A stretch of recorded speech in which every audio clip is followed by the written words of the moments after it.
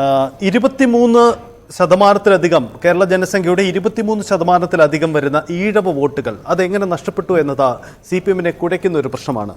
CPM-ന് പരമ്പരാഗത വോട്ടുകൾ പൂർണ്ണമായും ഹിന്ദു വോട്ടുകളാണ് പരമ്പരാഗതമായി CPM-ന് ലഭിച്ചിരുന്നു എന്ന് ആ പാർട്ടി തന്നെ സമ്മതിക്കുന്ന വോട്ടുകളാണ്. പക്ഷേ ഇത്തവണ ഈ പരമ്പരാഗതമായി ഈഴവ വിഭാഗം, ഹിന്ദു വിഭാഗത്തിലെ ഏറ്റവും പ്രധാന ഈഴവ വിഭാഗം നൽകിയിരുന്ന പിന്തുണ എങ്ങനെ നഷ്ടമായി എന്നത് CPM-നെ ഇരുത്തി ചിന്തിപ്പിക്കുകയാണ്. കാരണം ഈ വോട്ട് ചോർച്ച അത് പരിഹരിക്കാൻ കഴിയുമോ, ആ വോട്ടെ അടയ്ക്കാനാകുമോ എന്നത് CPM-നെ കുഴയ്ക്കുന്ന ഒരു പ്രശ്നം തന്നെയായി മാറുകയാണ്.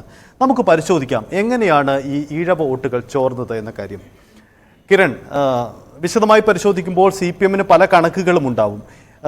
പൂർണ്ണമായ അർത്ഥത്തിലുള്ള ഒരു കണക്കല്ലെങ്കിൽ കൂടിയും 23.5% വരുന്ന സംസ്ഥാന ജനസംഖ്യയുടെ 23% ഈഴവ വോട്ടുകളാണ്. ഈ ഈഴവ വോട്ടുകളിൽ ബഹുഭൂരിപക്ഷവും CPM-നെ പിന്തുണയ്ക്കുന്നവരാണ്. അത് ഈഴവരെല്ലാവരും CPM-നെ പിന്തുണയ്ക്കുന്നു എന്നല്ല, പക്ഷേ സംസ്ഥാനത്തിൻ്റെ ചില പോക്കറ്റുകളിലെങ്കിലും സംഭവിക്കുന്നത് നമ്മൾ കഴിഞ്ഞ കാലങ്ങളിൽ കണ്ടതാണ്.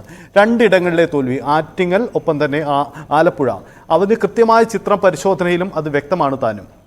എങ്ങനെ സംഭവിച്ചു CPM-നെ ഈ ചോർച്ച, ഈ നഷ്ടം? നമുക്ക് എങ്ങനെ അത് വിശദമാക്കാം കിരൺ? സജിത്ത്, ഏറ്റവും പ്രധാനമായും CPM-ന്റെ കഴിഞ്ഞ ദിവസം ഇന്നലെ പറഞ്ഞതുപോലെ പാർട്ടി സംസ്ഥാന സെക്രട്ടറി MV ഗോവിന്ദൻ പറഞ്ഞതുപോലെ CPM-നെ സംബന്ധിച്ച് ഈഴവ വിഭാഗം CPM-ന്റെ നട്ടെല്ലാണ്.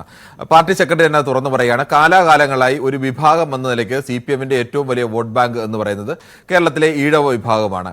ഈഴവ വിഭാഗത്തിന്റെ മഹാഭൂരിപക്ഷം പേരും പലപ്പോഴും CPM-ന്റെ തന്നെ ഒരു കണക്കനുസരിച്ച് 60 മുതൽ 70% വരെ ആളുകളും ഇടതു മുന്നണിക്ക് അല്ലെങ്കിൽ CPM-ന് വോട്ട് ചെയ്യുന്ന ആളുകളാണ്.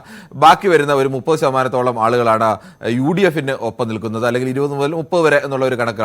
അത് കഴിഞ്ഞ് വന്നാൽ 10% ആളുകൾ മാത്രമായിരുന്നു മുമ്പൊക്കെ BJP-യെ പിന്തുണച്ചിരുന്നത്. ഈഴവ വിഭാഗത്തിൽ നിന്ന് അങ്ങനെ CPM-ലേക്കോ കോൺഗ്രസിലേക്കോ അല്ലാതെ BJP-യിലേക്ക് ഒരു ഒഴുക്ക് ഒരു കാലത്തും ഉണ്ടായിട്ടില്ല. എല്ലാ കാലത്തും അടിസ്ഥാന വോട്ട്, CPM-ന്റേതായാലും ഇടതു പാർട്ടികളുടേതായാലും അടിസ്ഥാന വോട്ട് എന്ന് പറയുന്നത് ഈഴവ വോട്ടും മറ്റ് പട്ടികജാതി പട്ടികവർഗ വിഭാഗത്തിന്റെ വോട്ടുമായിരുന്നു. മറ്റു വോട്ടുകളെല്ലാം കാലാകാലങ്ങളിൽ വന്നു ചേരുന്നതൊക്കെയാണ്. ഇപ്പോൾ ചിലപ്പോൾ ആളുകൾ ചോദിച്ചേക്കാം, നിങ്ങൾ എങ്ങനെയാണ് കൃത്യമായി ഈഴവ വോട്ട് നായർ വോട്ട് എന്നൊക്കെ തിരിക്കുന്നത്? ചില കാലങ്ങളിൽ ഏതെങ്കിലും ഒരു ജാതിക്കെതിരായ വികാരങ്ങൾ ഉണ്ടാവുകയോ അല്ലെങ്കിൽ അവർക്ക് അനുകൂലമായ എതിരായ വികാരങ്ങൾ ഉണ്ടായിക്കഴിഞ്ഞാൽ സ്വാഭാവികമായും അത്തരം ജാതി വോട്ടുകൾ ക്രോഡീകരിക്കാനുള്ള സാധ്യത പലപ്പോഴുമുണ്ട്. എന്നാൽ ഇതിനൊക്കെ അപ്പുറത്തേക്ക് ജയിക്കാൻ കഴിയുന്ന നേതാക്കളും അല്ലെങ്കിൽ ജാതി വോട്ടുകൾ ഒട്ടും ഘടകമാകാത്ത നിരവധി തെരഞ്ഞെടുപ്പുകളും നേതാക്കളും ഒക്കെ ഉണ്ട്. പക്ഷേ അത് എപ്പോഴും അങ്ങനെ ആവണമെന്നില്ല. ഇത്തവണത്തെ ഏറ്റവും വലിയൊരു പ്രത്യേകത CPM തന്നെ വിലയിരുത്തിയതുപോലെ, അതിനു മുമ്പ് തന്നെ ആളുകൾ വിലയിരുത്തിയതുപോലെ, CPM-ന് എല്ലാ കാലത്തും ഉറച്ചു നിന്നിരുന്ന ഈഴവ വോട്ട് ബാങ്കിനകത്ത് വലിയ തോതിൽ ഇടിവ് വന്നിരിക്കുന്നു. ആ ഇടിവിന്റെ ലാഭം ഉണ്ടാക്കിയത് കേരളത്തിലെ BJP-ആണ്. അത് നമുക്ക് വിശദമായി തന്നെ മണ്ഡലങ്ങൾ, ഏറ്റവും പ്രധാനമായി 2 മണ്ഡലങ്ങൾ എടുത്താൽ അത് നമുക്ക് കൃത്യമായി തിരിച്ചറിയാൻ കഴിയും. അത് ഒന്ന് ആറ്റിങ്ങലും ഒന്ന് ആലപ്പുഴയുമാണ്. ഈ 2 മണ്ഡലങ്ങളിലാണ് ഷിഫ്റ്റ് തിരിച്ചറിയാൻ വ്യക്തമായി. ഈഴവ മെജോറിറ്റിയുള്ള പല സ്ഥലങ്ങളിലും CPM ഇതിന് വോട്ട് ഒന്നാം സ്ഥാനത്ത് നിന്ന സ്ഥലങ്ങൾ, ഒരിക്കൽ പോലും പഞ്ചായത്ത് ഭരണം CPM-ന് നഷ്ടമായിട്ടില്ലാത്ത സ്ഥലങ്ങൾ, അവിടെയൊക്കെ BJP എങ്ങനെ ഒന്നാം സ്ഥാനത്തേക്ക് വരുന്നു? സ്വാഭാവികമായും അവിടുത്തെ വോട്ട് ബാങ്കിൽ ഉണ്ടാകുന്ന ഷിഫ്റ്റ് അത് നമുക്ക് വിശദമായി തന്നെ പരിശോധിക്കാം. അതിനു മുമ്പ് എങ്ങനെയാണ് ഇങ്ങനെ ഒരു വോട്ടിന്റെ ഷിഫ്റ്റ് CPM-ൽ നിന്ന് ഉറച്ചു നിന്നിരുന്ന ഒരു വിഭാഗം CPM-ൽ നിന്ന് വലിയ തോതിൽ അകലാൻ തുടങ്ങിയത്? ആ അകലാൻ തുടങ്ങിയതിന്റെ പ്രധാനപ്പെട്ട കാരണങ്ങൾ തന്നെയാണ് നമുക്ക് ആദ്യം പരിശോധിക്കേണ്ടത്. അതിൽ ഏറ്റവും പ്രധാനപ്പെട്ട 5 പോയിന്റുകളാണ് നമുക്ക് പൊതുവായി കണ്ടെത്താൻ കഴിയുന്നത്. ഒന്ന്, ന്യൂനപക്ഷ പ്രീണനം എന്ന പ്രതീതിയാണ്. 2, പ്രാതിനിധ്യം, ഈഴവ വിഭാഗത്തിന് അർഹമായ പ്രാതിനിധ്യം അത് LDF ആയാലും UDF-ലായാലും കുറയുന്നു എന്ന തോന്നൽ. സ്വാഭാവികമായും LDF-ൽ നിന്ന് UDF-ലേക്ക് പോകേണ്ട വോട്ട് അവിടെ ഈ 2ഇടത്തും അങ്ങനെ കുറയുന്നു, അങ്ങനെ തോന്നൽ ഉണ്ടാകുമ്പോൾ സ്വാഭാവികമായും അത് BJP-യിലേക്ക് പോകാൻ ഉള്ളൊരു സാധ്യത. 3, സംഘപരിവാറിന്റെ കൃത്യമായ രാഷ്ട്രീയ നീക്കമാണ്, സംഘപരിവാർ നടത്തിയ രാഷ്ട്രീയ. മറ്റൊന്ന്, BDJS ഒഴിവാക്കിയ സംഘപരിവാറിനുള്ള അകൽച്ചയാണ്.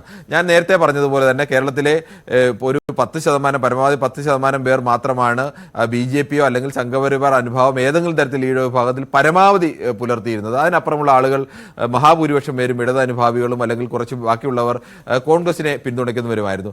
ആ അകൽച്ച ഇല്ലാതാക്കിയത്, അല്ലെങ്കിൽ ഈഴവ വിഭാഗത്തിൽ നിന്ന് മറ്റ് പല വിഭാഗങ്ങളിൽ നിന്നും, നായർ വിഭാഗത്തിൽ നിന്നോ അല്ലെങ്കിൽ മറ്റ് പല ജാതികളിൽ നിന്നോ BJP-യിലേക്ക് പോകുന്നതിന് കാര്യമായ തടസ്സങ്ങളില്ലായിരുന്നപ്പോൾ ഈഴവ വിഭാഗം അങ്ങനെ നായർ ഈ BJP-യിലേക്ക് പോകുന്നതിന് വലിയ തടസ്സം ഉണ്ടായിരുന്നു, അല്ലെങ്കിൽ ഒരു BJP-യുടെ ഒരു തൊട്ടുകൂടായ്മയൊക്കെ ഉണ്ടായിരുന്നു. ആ തൊട്ടുകൂടായ്മ യഥാർത്ഥത്തിൽ മാറി വന്നത് BDJS-ന്റെ ഒരു രൂപീകരണത്തോടും അല്ലെങ്കിൽ അതിൻ്റെ ഒരു വളർച്ചയോടും ഒക്കെ കൂടിയാണ്. അങ്ങനെ വേണമെങ്കിൽ നമുക്ക് BJP-യിലും പോകാം എന്നൊരു തോന്നൽ ഈ വിഭാഗത്തിനിടയിലേക്ക് വരാനുള്ള ഒരു പ്രധാനപ്പെട്ട കാരണം. മറ്റൊന്ന്, വെള്ളാപ്പള്ളിയെ കൈകാര്യം ചെയ്യുന്നതിലെ പിഴവാണ്. വെള്ളാപ്പള്ളിയെ പലപ്പോഴും ഈഴവ വിഭാഗത്തിൻ്റെ പ്രതിനിധിയായി വെള്ളാപ്പള്ളിയെ കണ്ടു കഴിഞ്ഞാൽ അത് അത് എപ്പോഴും വിജയിക്കണമെന്നില്ല. ഏതെല്ലാം ഘട്ടത്തിലാണോ വെള്ളാപ്പള്ളിയെ ശത്രുപക്ഷത്തും ഈഴവ വിഭാഗത്തെ ഒപ്പവും നിർത്തിയ ഘട്ടത്തിലൊക്കെയാണ് CPM വിജയം ഉണ്ടായിട്ടുള്ളത്, അല്ലെങ്കിൽ ഈ വിഭാഗത്തിന്റെ വോട്ട് കൂടുതലായി നേടാൻ കഴിഞ്ഞിട്ടുള്ളത്. വെള്ളാപ്പള്ളിയിലൂടെ ഈ വിഭാഗത്തെ ആകെ പിടിക്കാം എന്നുള്ള CPM തന്ത്രപരമായ നീക്കം അമ്പെ പാളിയ ഒരു കാഴ്ച കൂടിയാണ് കാണുന്നത്. നമുക്ക് ഓരോന്നായി തന്നെ വിശദമായി സജിത്ത് പരിശോധിക്കുന്നതായിരിക്കും നല്ലത്. യെസ്, അതാണ്